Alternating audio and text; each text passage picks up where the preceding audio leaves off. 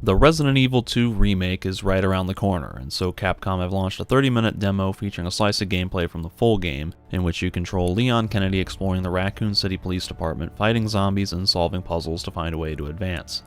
As the quote-unquote one-shot title implies, you have one shot to play this 30-minute scenario. A timer starts counting down once you launch into the game, and once your 30 minutes are up, you get booted out to the menu with a "Thanks for playing" message. You cannot start over for a new 30 minutes unless you launch the demo on a new account. I'm not a big fan of the 30-minute time limit because I usually like to play these games pretty slowly, making sure I'm taking in all the details, exploring everywhere possible, and trying out all the outcomes. The side effect of the timer is that I played the game a little differently than I would have a normal demo, since I was essentially rushing to get through as much of it as I could, and so my mind was less focused on the game itself and more on my playing of the demo.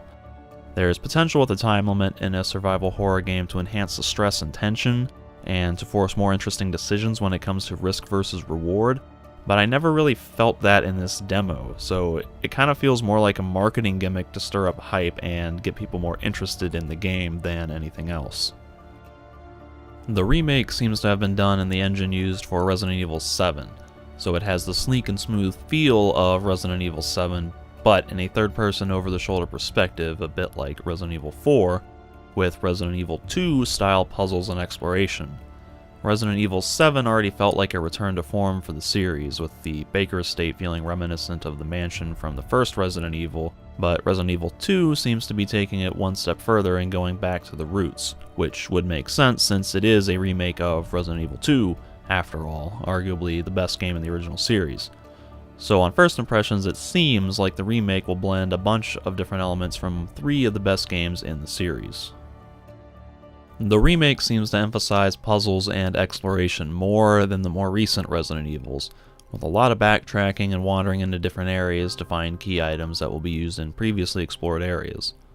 The puzzles so far aren't all that tricky, and basically just amount to picture matching and recognition.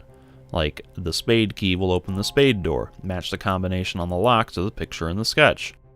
But there's a hint of logical reasoning involved, like in realizing that you can cut some tape to open a control box now that you have the knife.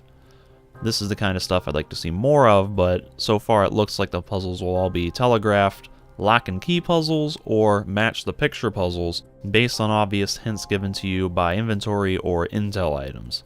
As such, none of the puzzles in the demo were particularly satisfying to solve, although one did take a few more minutes to figure out than I'd like to admit.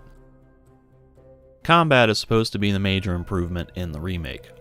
Combat was always a little clunky and imprecise in the originals, with fixed camera angles and no way to accurately aim your weapon, leading to a lot of pointing your character in the general direction and hitting the shoot button while hoping the target dies in time. With the remake's over-the-shoulder perspective, it's now possible to aim far more accurately, meaning success or failure lies more on your own personal skill with the combat system. While this does make the combat feel more responsive, it also has the side effect of making combat much easier. In the demo, I was able to land what felt like a 90% headshot rate, and basically never felt challenged or stressed by any enemy encounters. The zombies don't move very fast or stagger around unpredictably enough to make headshots any bit of a challenge. The only time I took damage was when a zombie ambushed me from out of nowhere, or when I mistakenly thought I'd killed a zombie that later got back up. The controls for combat feel a little weird too, with a slightly floaty quality to the mouse aiming.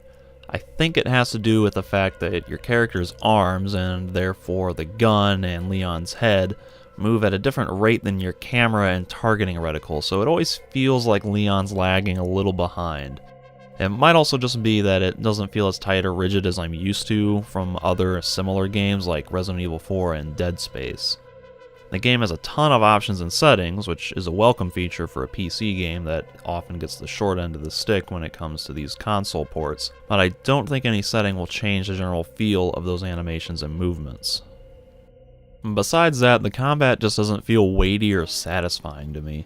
Part of that's the floaty feeling of the aiming, but the weapons, the pistol and shotgun, don't seem to pack much of a punch. There's no recoil in firing the pistol, it sounds kind of like a cap gun, and zombies barely react to being shot in the head. It worked alright in the original games because of those low poly models and the imprecise aiming. It felt logical that when a zombie didn't react much, it was because your character wasn't landing critical shots. But in this game, with the hyper-realistic and gory graphics, combined with a close-up view from your own character's perspective, it looks and feels weird when you land several headshots on a zombie and it just kinda flinches slightly. Their animations feel vaguely similar to the molded from Resident Evil 7, but it kinda worked in Resident Evil 7 because they were, well, molded and not regular humans being brought back to life.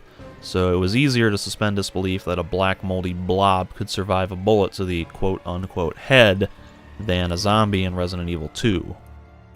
As I said previously, the combat never felt challenging or stressful to me, and that extends to the whole demo. The only stress I felt was trying to finish the demo in under 30 minutes. It's supposed to be a survival horror game, but I never once felt scared for my safety or worried about what I'd encounter up ahead or disturbed by any of the events. You only encounter zombies in limited numbers at a time, usually 1 to 3, which is normally what I prefer in these types of games because that usually makes each individual encounter more important. But the zombies in this demo pose no real threat, and the game loads you up with so much ammo and healing items that you could easily dispatch every enemy you come across with zero concern for conserving resources or worrying about your health. Maybe that's just because it's a demo and it'll be harder in the full game, but there was no way to tell from just the demo itself.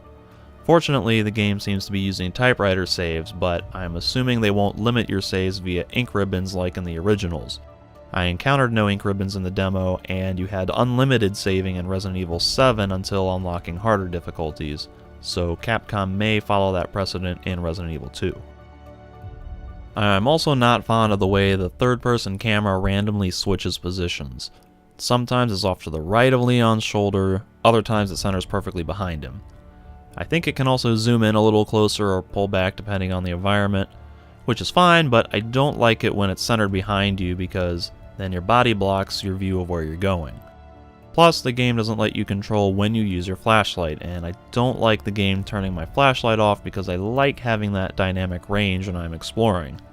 It helps to see, of course, but it just looks nice having a light illuminating a dark area.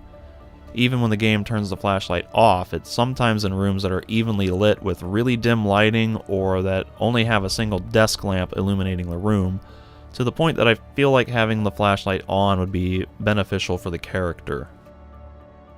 Despite these criticisms, I enjoyed the one-shot demo overall, and it does seem to paint a promising picture for the Resident Evil 2 remake.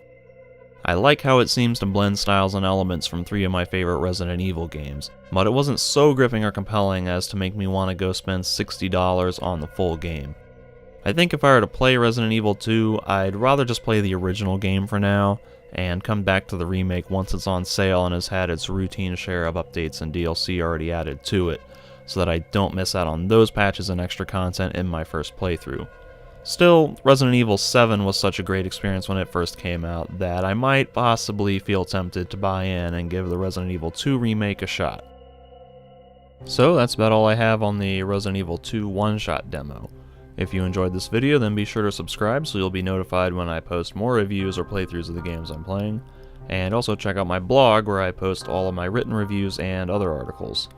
I also have a Twitch channel for live streaming, and I'm also on Patreon if you want to support me that way and would like to get early thoughts and opinions, plus early access to my full review text before I edit and publish my reviews. Those links are below in the description. So thanks for watching, folks. Talk to you next time.